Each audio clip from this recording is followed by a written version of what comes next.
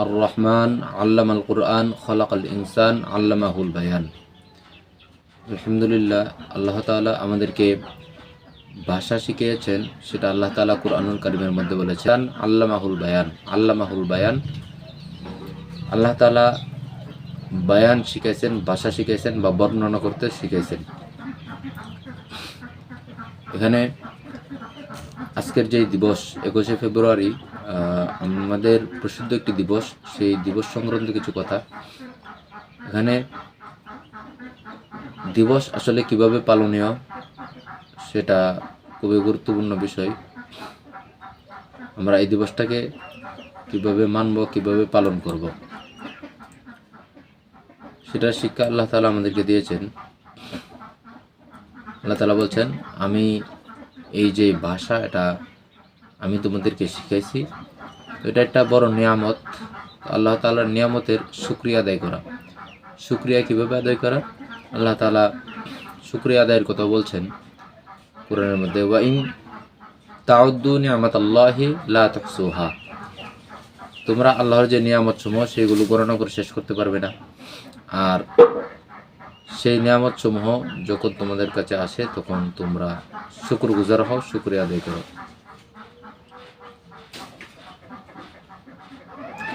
এরপরে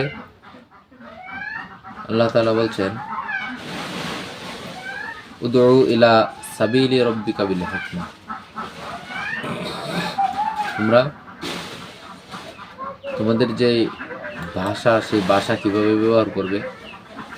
তোমরা রবের পথে, আল্লাহর পথে তোমরা ডাকবে মানুষকে প্রজ্ঞার সাথে।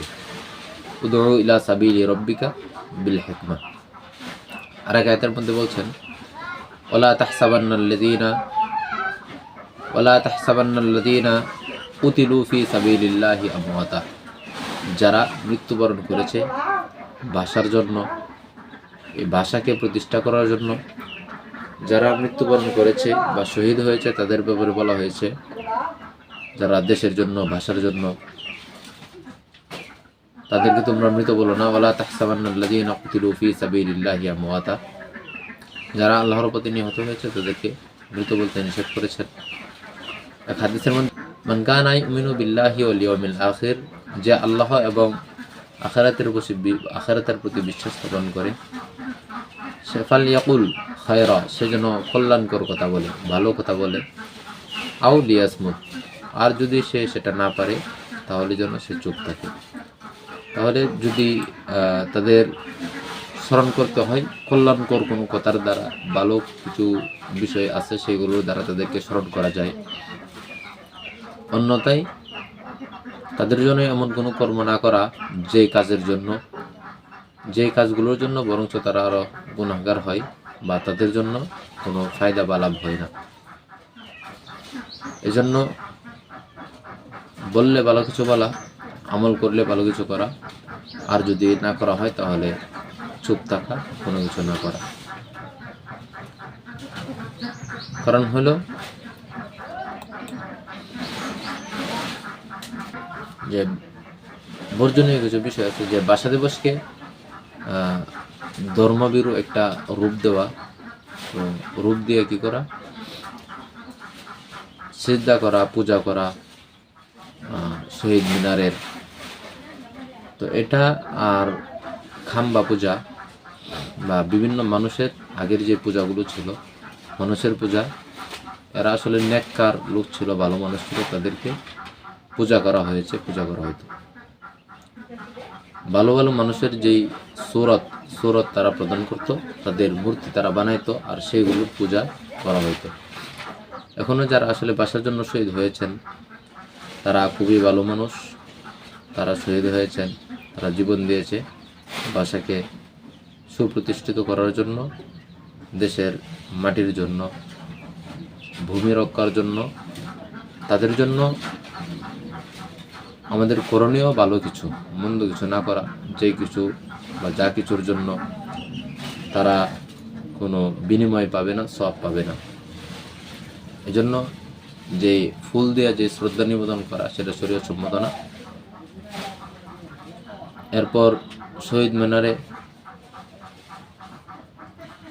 উপাসনা করা সেটা শিরকের নামান্তর, এজন্য এটা পরিত্যাগ করা। আল্লাহ রাসূল এক হাদিসের মধ্যে বলছেন যে আমার উম্মতের মধ্যে এমন কিছু লোক আসবে,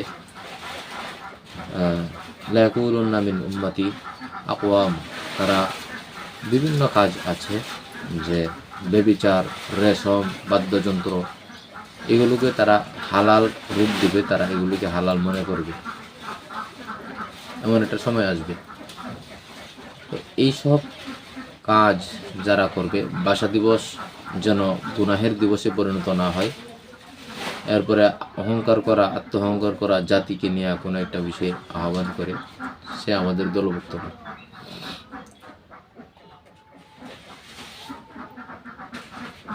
ভাষা নিয়ে গর্ব থাকবে, কিন্তু জাতিগত যে অহংকার, সে অহংকার থাকবে না। ভাষা দিবস মানে কৃতজ্ঞতা, দোয়া এবং সেখান থেকে শিক্ষা নেওয়া। যারা যে যত বড় ত্যাগ দিয়েছে তার জন্য তত বেশি দোয়া করা। গুনাহমুক্ত স্মরণই মুসলমানের পথ। গুনাহ মুক্ত থেকে যেভাবে স্মরণ তাদের জন্য করা যায়।